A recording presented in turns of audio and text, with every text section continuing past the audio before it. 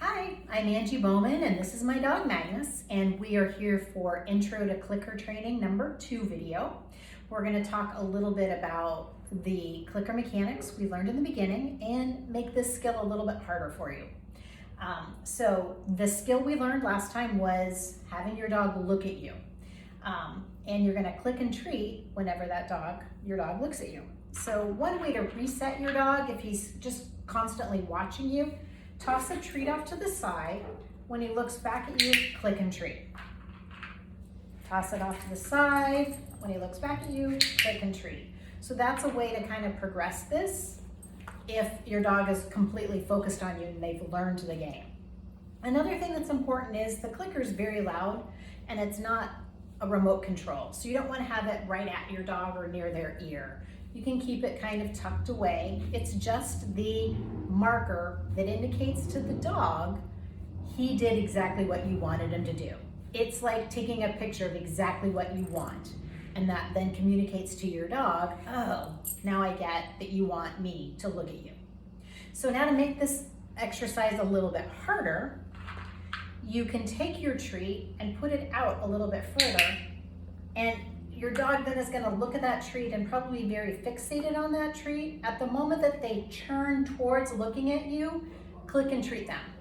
They might take them a few tries before they actually remember the game is looking at you to get a treat, but just keep working on that.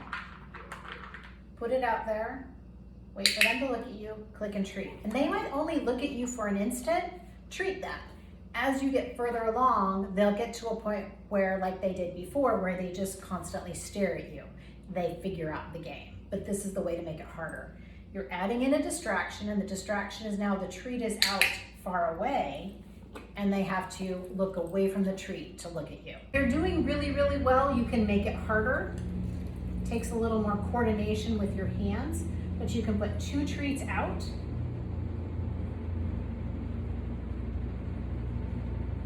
And eventually he'll figure it out. You might need to, there. Took him a while to look at my face, and notice I brought the treats in, which made it easier for him, and then he's like, oh, I need to look at my mom and then get a treat. So if your dog is having difficulties at something like that where it's out here, then make it easier. Go back to 1 treat, go back to just no treats, no distractions, and having him look at you. When you're clicker training, you want to set up your training so that your dog is always successful. Making it easier and giving more treats in quicker succession is more effective than a few treats and having them work harder. Some other fine points about the clicker. Remember that if you click, you must treat. You never want to lose the value of that click for your dog, or it will no longer be an effective training tool. So if you click, even at the wrong time, go ahead and treat.